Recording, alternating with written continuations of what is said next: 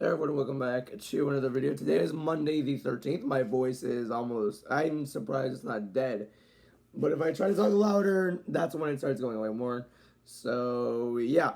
It's 1:30 p.m. right now. I woke up like a few hours ago because, I don't even know. I don't know why I'm saying I woke up, but yeah, Cup race, oh my gosh, ended at 1 in the morning. At least for me, in Atlanta, it ended like at 2. So that was insane there. All three races this weekend had something to it. The truck race, way too chaotic, kind of stupid sometimes. I thought the O'Reilly race was going to be like it was in February, just a generational race.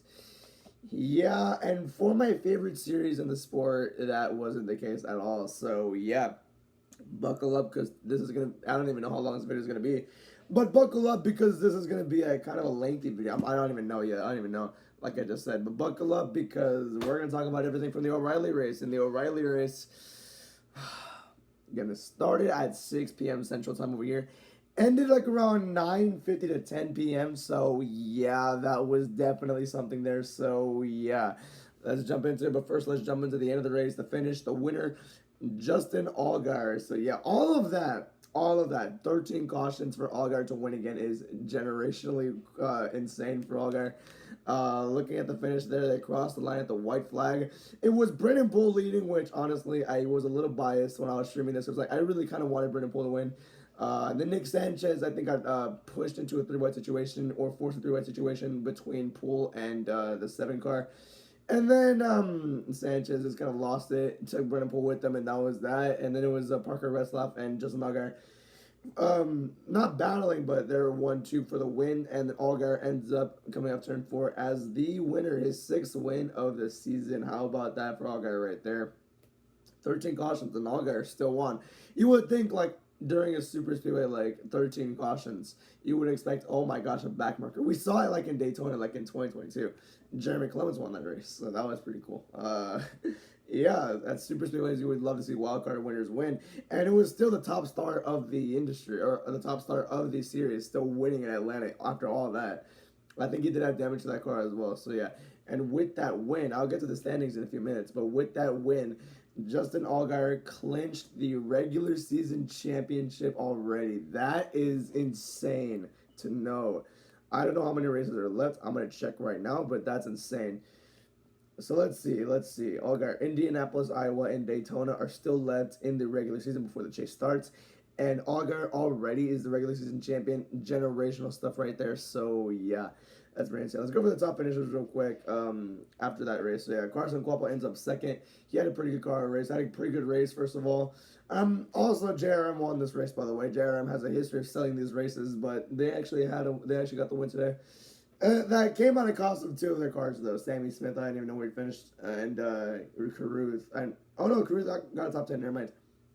I'll get to him in a minute. Parker Retzlaff got third. I want to shout out both Viking Motorsports cars once again because they both got top 5. They both survived everything and got top 5s.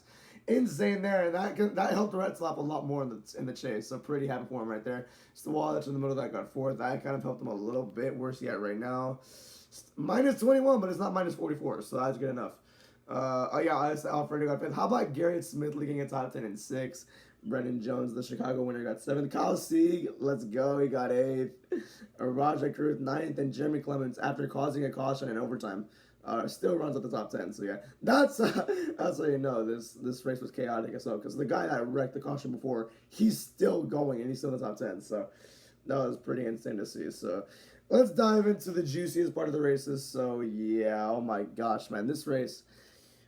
Now, recently what I've been trying to do, I've been trying to like be more unbiased, trying to trying to be more professional when it comes to this. And that's difficult to do when this race devolved the way it devolved. So yeah. And the stupidity started early too, lap 3. I was already getting frustrated on lap 3. Joey Gase was leaking fluid. I think he blew up like on lap 3. They did not have a practice session, which because of rain, or I don't even know why. Apparently they didn't. I'm not too sure about that. I'm gonna have to fact check that later on. But lap 3, first caution came out was for Joey Gase leaking fluid, and this was already annoying as hell because they spent over 10 laps under that first caution, and yeah, I think it was like a quarter or a third of the stage spent under caution because of Joey Gase leaking fluid. Now I get it; they had to clean the fluid up, they had to clean everything up so the drivers won't die in the next restart. But it's still very annoying to waste so many laps under caution. So yeah, and then yeah, we got back going. Pretty interesting racing, I'd say there. Leland Honeyman spun out after that. There was three cautions in that first stage. It was Gase, Honeyman, and Jones having their issues. Honeyman and Jones kind of lost their cars and ran out of talent. No, I'm kidding. But they both just spun out. 92 lost it, and yeah. At the end of it, Carson Cuomo ends up picking up the stage one win. He got 10 points, so that was pretty cool. Pretty good there. Pretty good points there for him. All guy won stage two. Stage two, believe it or not, went clean and green, and that's where we saw the most bizarre racing of the night. We see this as well in the Cup race, but I'm going to talk about that in tomorrow's video. It was so spread out. It was so randomly spread out. I did not think it was going to get like that. I mean, it happened in 2022. That kind of the same thing happened in 2022, but I just did not expect everyone to be like so spread out and all that. It was so weird to see it. But yeah, Allgaier ends up winning stage two. Stage two, like I said, went on clean and green. And how many cautions do I count after stage two? I don't count stage cautions, so if there's no stage cautions, it would be 12 cautions because, yeah, Brandon Jones brought out the yellow before Carson Cuomo won stage one. So, yeah. But still 13 yellows, I say. So, I don't even know. But let's count how many cautions there were in that final stage. 1, 2, Harrison. 1, 2, 3, 4, 5, 6, 7, 8, 9. 9 cautions, 4 red flags in that final stage. Oh my goodness. We're going to dive into most of them. Harrison Burton blew up on the track on lap 101. That was right as we got the restart. Burton just blew up. I think he was up front to around the front of the field when he blew up. So that was pretty unfortunate. Next caution, Taylor Gray and Corey Day. This was kind of a wreck. I think what happened there, I think I remember. Taylor Gray got sideways trying to avoid someone. I think it was Brandon Jones, and then just collected the 17 like that. That one, I forgot why, but it forced a red flag. So yeah. I did the math during stream. All the red flags added up to around 29 and a half minutes, around there. It's either 29 minutes and 10 seconds. It's in between 29:10 and 29:30. Almost half an hour under the red flag. So yeah, that was our first red flag after all that. So yeah, then Jeremy Clemens spun out. I think more fluid was on the track again, so red flag came out again. So that's already 2 red flags and 2 cautions back to back. So that was and then the next 3 cautions were just for the back markers and Jake Finch. So yeah, Glenn Reen spun out.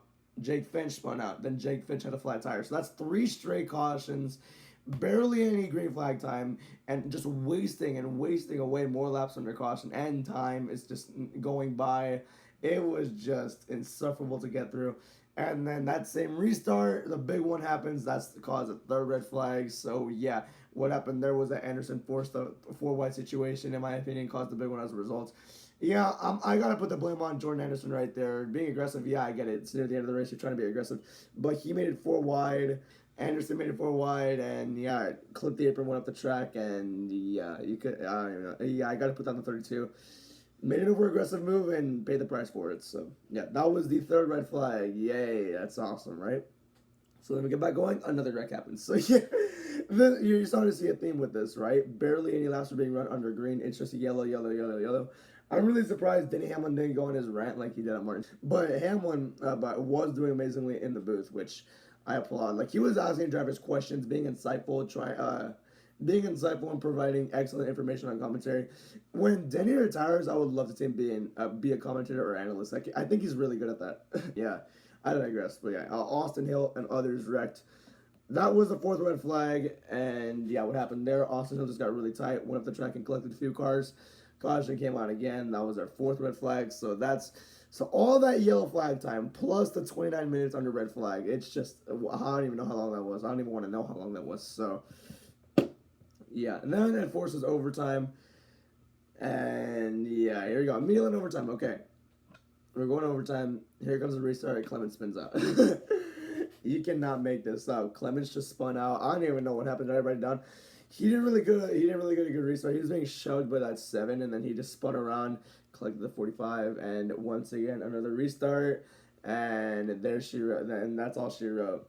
All those cautions, man. This series, like I said at the start of the video, my favorite series in the sport, and it was just very hard to watch. Like, it quickly started to become like, oh no, this race is gonna get stupid. It's gonna get stupid fast. And yeah, we didn't really see a race, and especially in that final stage, we didn't see a race. We saw a wreck fest. We saw stupidity. We saw, yeah, I guess those two words kind of simplified it, or kind of described what I was feeling there. So yeah. But after all that, still after all those wrecks, only the little drivers that remained, it was still Justin Allgaier who came with the win. So that's pretty impressive there. Sixth win of the year.